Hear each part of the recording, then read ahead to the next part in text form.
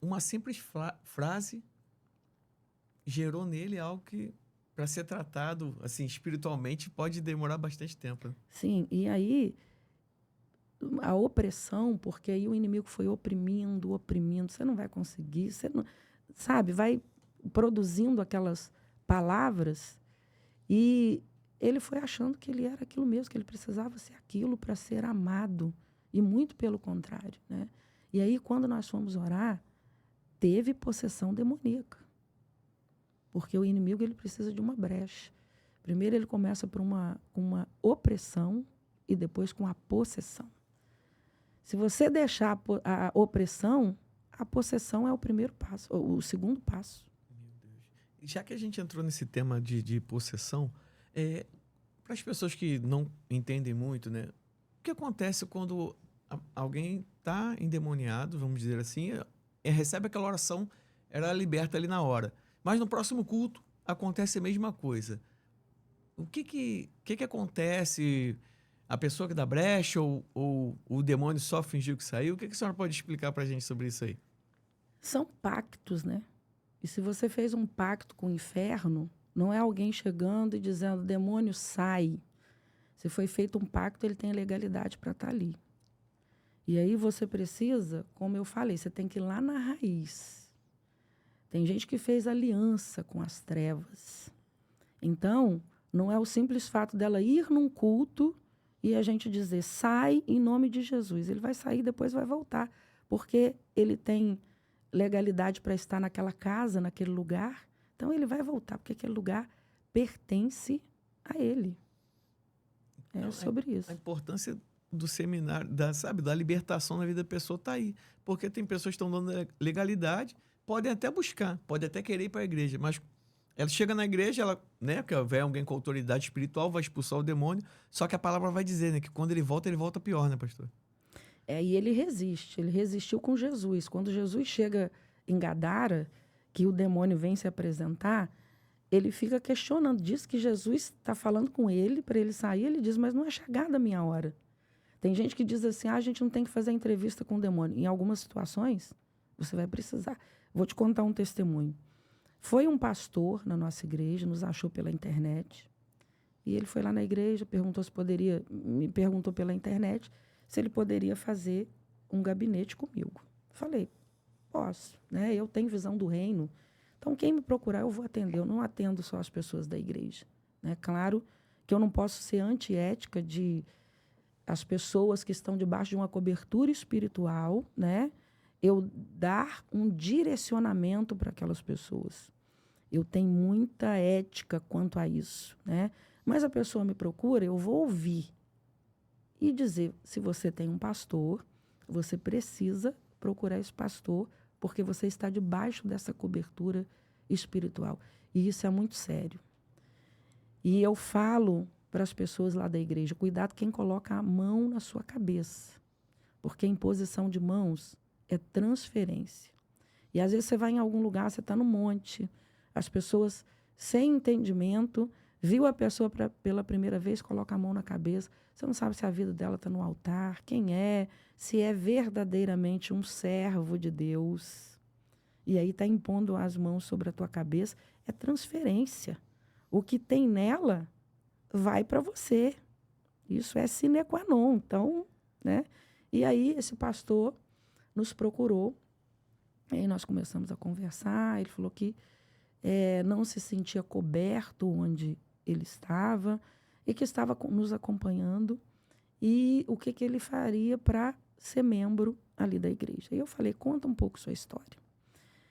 Ele era do candomblé, chegou a frequentar o candomblé, a Umbanda, tinha aceitado Jesus há 4 anos. Com 2 anos que ele estava no caminho do Senhor, ele foi consagrado a diácono. E com 4 anos, ele foi consagrado a pastor, sem ter feito teologia, enfim. E aí eu falei, me conta o seu histórico de quanto você passou pelo candomblé, pela Umbanda. Aí ele falou, o último trabalho que eu fiz foi matança de animal, que eu dei 20 mil. Olha isso. As pessoas, às vezes, questionam de dar um dízimo para a igreja, uma oferta para a igreja, e tem gente investindo nas trevas e investindo pesado. Eu falei, e você passou por algum seminário de libertação? Ele foi liberto. Eu ia para o monte, eu rasgava o monte assim com as minhas mãos, endemoniado na igreja. Foi um processo de 4 meses. Falei, uau! E se eu falar para você que você não está liberto? Ele, não, eu estou liberto. Eu estou liberto. Inclusive, eu chego nas igrejas, os pastores estão expulsando demônio. Olha isso, hein? Os pastores estão expulsando o demônio, não conseguem, e eu vou e consigo expulsar o demônio. Eu olhei para o pastor, fiz um sinal assim, não vai adiantar a gente falar, né? Aí ele falou, eu vi que vocês sobem um monte, posso subir um monte? Falei, não, um monte é só para quem é membro da igreja. Ele, eu quero me membrar. Eu falei, então, depois que você se membrar, você vai para o monte. Ele se membrou, e aí chegou o dia da gente ir para o monte, e eu falei, Senhor, vai ser hoje. Eu não preciso que o Senhor me prove, que eu já sei que ele não está liberto. Mas o Senhor precisa provar para ele. Subimos o monte. Pensa num monte atribulado. Falei, Jesus, tenha misericórdia da minha vida. Nada fluía, a gente louvando. Foi um negócio terrível. Aí, chegou, terminamos o louvor, eu falei assim, pastor, vem aqui com a sua esposa, que nós vamos orar pelo Senhor. Falei com o ministério, quem é casado que está aqui com seus esposos, faz uma roda aqui em volta. Ele com quase 2 metros de altura. Falei, Jesus, não tinha falado para o pastor o que estava acontecendo, era só eu e Deus. E aí, quando eu não botei a mão, eu só fiz assim. Ele caiu no chão duro. E aí começou aquele cheiro de cachaça, cheiro de charuto. E aí nós ministramos sobre a vida dele, ele voltou ao normal.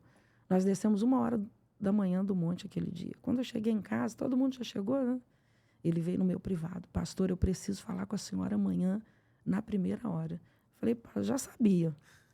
Quando chegou no dia seguinte, ele falou, o que aconteceu comigo? Falei, então, o que aconteceu com você quando você estava na igreja, expulsavam o demônio. Ele saía e voltava. Porque você fez alianças com as trevas. Você fez pacto. E você vai precisar renunciar e revogar. A palavra de Deus diz aquilo que 2 concordarem na terra. Tem gente que fala assim, mas eu já falei para 2. Não, que 2 concordarem na terra. Até o céu a concordância. Façamos o homem a nossa imagem conforme a nossa semelhança. Houve concordância ali do que estava acontecendo. Na terra precisa ter concordância. Então, precisa ter alguém para você confessar e desfazer aquele pacto, porque às vezes a pessoa não consegue falar. Ela está sob uma possessão demoníaca tão grande que ela não consegue verbalizar. Então, vai precisar de uma ajuda e às vezes a gente precisa direcionar a oração, porque a pessoa não consegue falar. Meu Deus. Então, tem casos, né, como a senhora já contou esse, de pessoas que estão dentro da igreja, não são libertos e ainda estão carregando essas mazelas do passado. Para você que está aí escutando a gente, olha o quão é importante e preste atenção nisso. Cuidado com quem vai colocar a mão na sua cabeça. Preste atenção porque, por mais que a pessoa esteja na igreja, se ela não for liberta de verdade, ela pode estar transferindo algo para a sua vida. Isso aqui é forte demais. É sério. E assim, parece que eu estou vendendo meu peixe, né?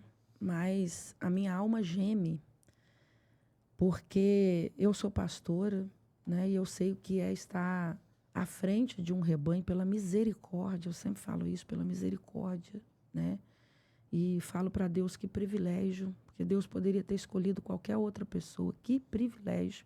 Então, eu não posso fazer as coisas do Senhor relaxadamente, né? O temor que a gente precisa ter. E eu falo, todas as pessoas que estão de frente da obra precisavam passar por um processo de libertação. Porque tem gente que quando fala seminário de libertação, acha que todo mundo lá vai estar endemoniado. E é muito mais sério que isso. É cura de raízes emocionais muito mais profundas do que você imagina. O índice de pastores que tiram as suas próprias vidas é assustador, mas ninguém divulga isso. Mas é assustador. O índice de pastores com depressão é assustador. Por quê?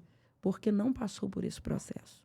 Lá na Sarça que Arde, todas as pessoas que trabalham no ministério, a gente até usa alguns apoios, né, que não tem assim, nenhuma interferência eclesiástica, né, que não precisa estar, só ajuda ali nas coisas que precisam fazer, precisam passar pelo seminário de libertação.